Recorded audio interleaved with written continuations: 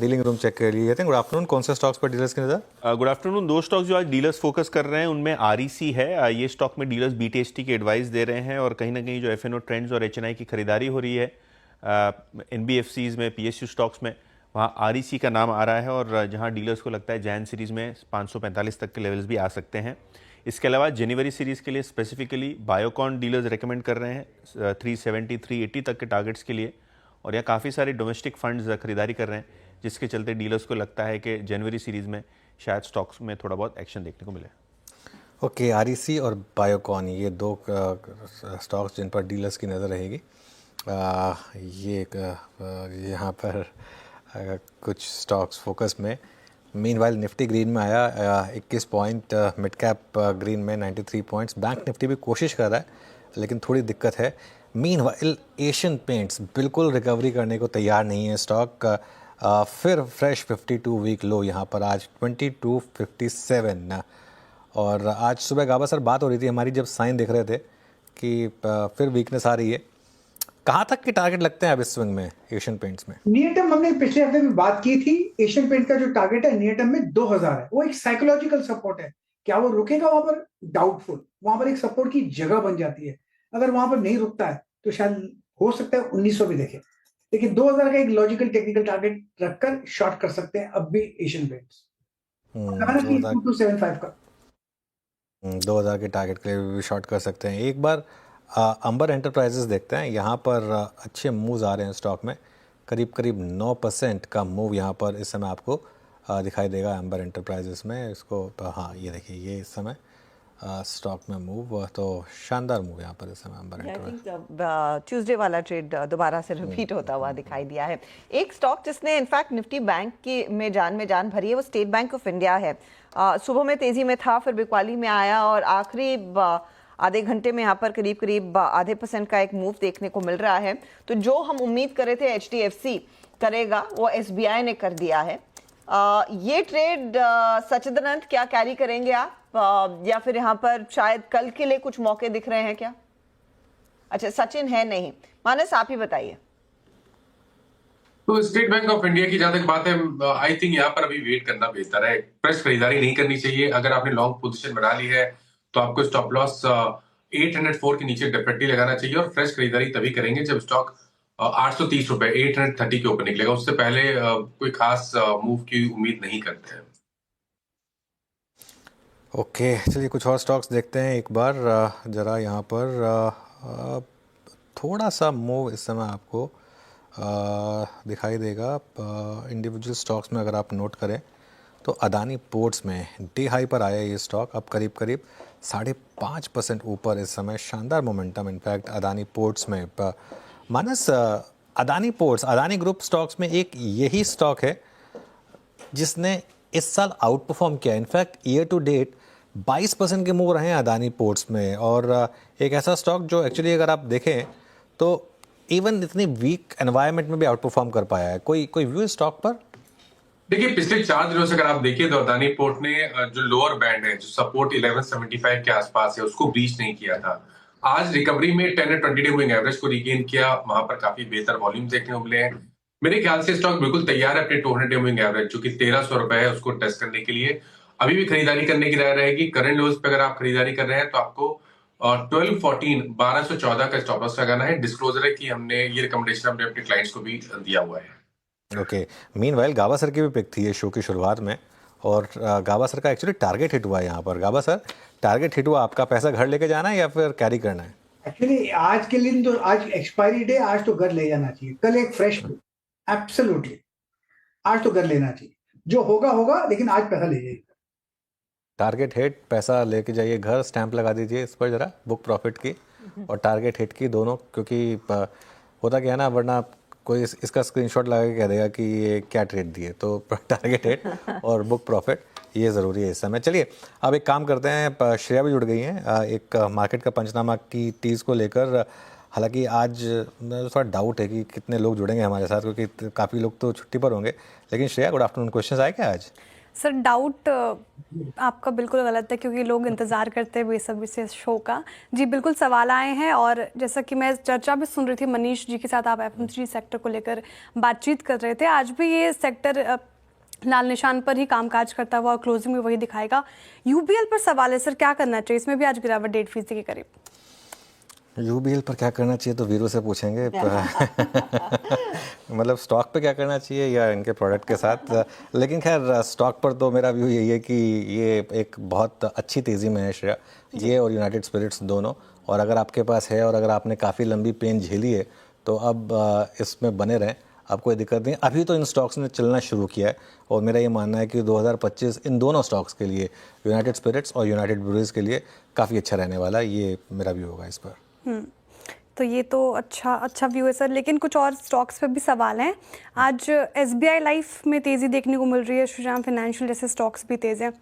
SBI life में क्या view रहेगा? आज 1.5% ऊपर और टॉप गेनर्स में शामिल। श्रेया ये बहुत ही काफ़ी जिसे कहते हैं ना एक वीक स्टॉक है। अगर आप देखें 52 वीक लो पे था ये कुछ दिनों पहले, अभी थोड़ी रिकवरी आई है इसमें, लेकिन अपने हाई से करीब 27% ये स्टॉक गिर चुका है। और ये स्टॉक में कई बार ऐसा आता है कि मूव्स आते हैं। इसका अगर 1 साल का चार्ट देखेंगे अगर आप, तो मैं ऐसे स्टॉक्स को कभी भी ये नहीं मान सकता कि कोर पोर्टफोलियो स्टॉक में इनको आप रखें। ये 52 वीक हाई और लो है, इसका 1 साल का चार्ट ले आते हैं एक बार ज़रा।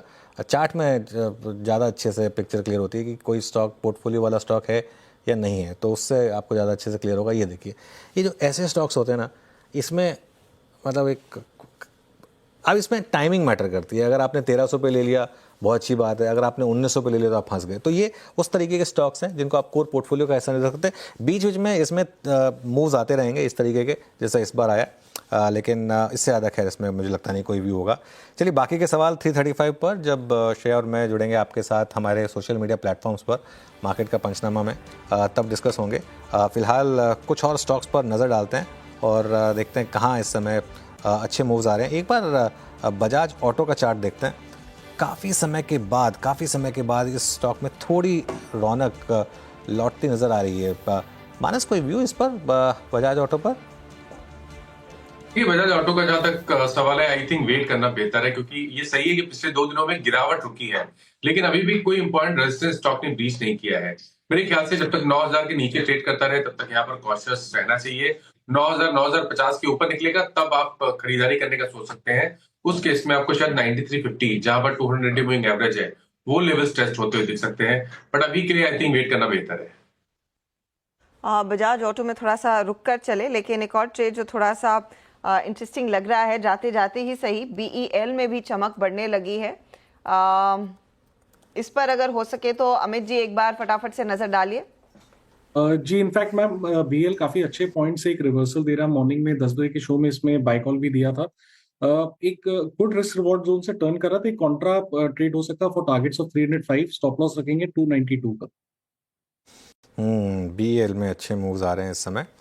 बैंक निफ्टी भी देखिए ऑलमोस्ट ग्रीन में आने की तैयारी कर रहा है एक्चुअली, और देखते हैं कुछ आई थिंक हमारे पास 4 मिनट बाकी हैं।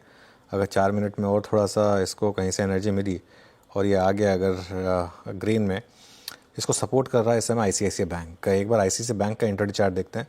हालांकि ऊपरी लेवल से कोलैप्स हुआ था ICICI bank in line with bank Nifty, लेकिन पिछले कुछ मिनटों में यहाँ पे सपोर्ट आया। स्टेट बैंक ऑफ इंडिया एक और स्टॉक है जिसने थोड़ा सा इसको सपोर्ट करने की कोशिश की टुवर्ड्स द एंड। स्पेशली अगर आप सिर्फ पिछले आधे घंटे का मूव देखेंगे तो स्टेट बैंक ऑफ इंडिया में आया, ये देखिए एकदम से मूव आया इस पर। तो कुछ तो कोशिश है यहाँ पर भी डे हाई पर बंद होने की। लेकिन एक दो और स्टॉक्स देखते हैं। रिलायंस फिर थोड़ा आज वीक हुआ। रिलायंस में 2 दिन में अच्छी रैली बनी थी वैसे, लेकिन आज थोड़ी सी वीकनेस आई रिलायंस में।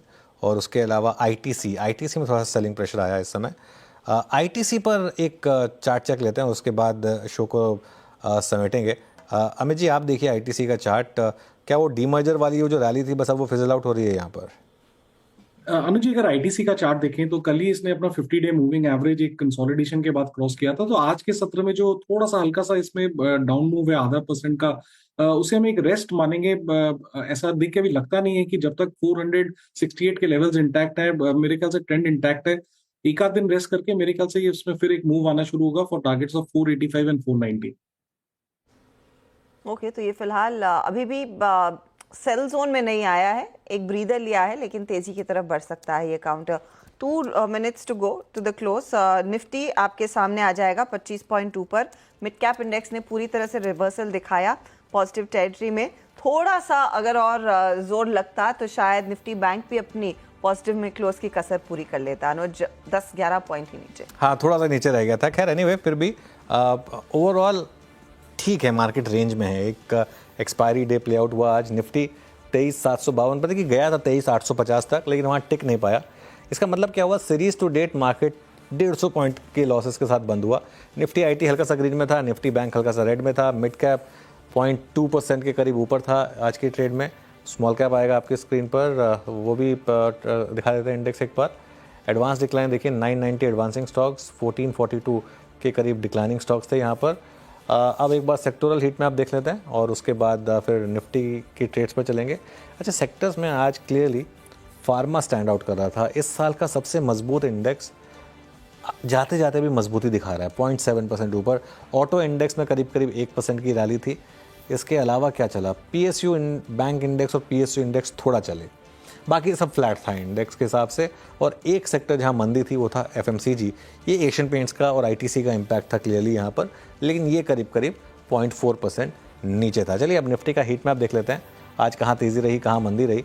और क्योंकि निफ्टी ग्रीन में बंद हो रहा है, हम तेज़ी के साथ शुरुआत करेंगे। सबसे तेज़ था अदानी पोर्ट्स 5% ऊपर, लेकिन ऑटोज़ में अच्छी रैली थी। महिंद्रा ने लीड किया उसको 1.5% ऊपर। मारुति यहाँ पर भी अच्छी रैली करीब 1.5% की। उसके अलावा एसबीआई लाइफ, श्रीराम फाइनेंस, सन फार्मा, अदानी एंटरप्राइजेस, भारती एयरटेल, ये कुछ स्टॉक्स हैं जहाँ अच्छे मूव्स थे। ट्रेंड में अच्छा मूव आया करीब करीब 1% का। डॉक्टर रेड्डीज, कोल इंडिया, हिंडाल्को, एसबीआई और आईसीआईसीआई बैंक, यहाँ पर भी आपको अच्छे मूव्स दिखाई देंगे। नीचे क्या था, एशियन पेंट्स क्लियरली 1% का डिक्लाइन यहाँ पर एशियन पेंट्स में। टाइटन में 1% का डिक्लाइन। इन दो स्टॉक्स ने काफ़ी ट्रैक किया actually. Reliance, ITC, Nestle, Grasim, Tata consumer, HDFC bank, ये कुछ स्टॉक्स रहे जहाँ पर आज थोड़ी सी हमको वीकनेस दिखाई दी। लेकिन ओवरऑल कुल मिलाकर निफ्टी करीब करीब 40 पॉइंट के गेंस के साथ बंद हो रहा है। तो जैसे कहते हैं ना यहाँ का ना वहाँ का, ऑलमोस्ट आज मार्केट उस तरीके का रहा है। जी हाँ, लेकिन हल्का सा पॉजिटिव ज़रूर। 35 पॉइंट ऊपर निफ्टी जाकर टिकता हुआ और निफ्टी बैंक रुकते रुकते फिर 20 पॉइंट ही नीचे जाकर रुका है। लेकिन हाँ, मिड कैप्स की तरफ से चाल थोड़ी सी बेहतर। लेकिन ध्यान रखिएगा, कल एक नई सीरीज़ का आगाज़ हम करेंगे, तो उस पर डिटेल में चर्चा के लिए आप हमारे साथ सुबह में 7 बजे ज़रूर जुड़िएगा। खबरों का सिलसिला वैसे जारी रहेगा, लेकिन आप मुझे दीजिए इजाज़त। अनुज और श्रेया आपको मिलेंगे मार्केट का पंचनामा में।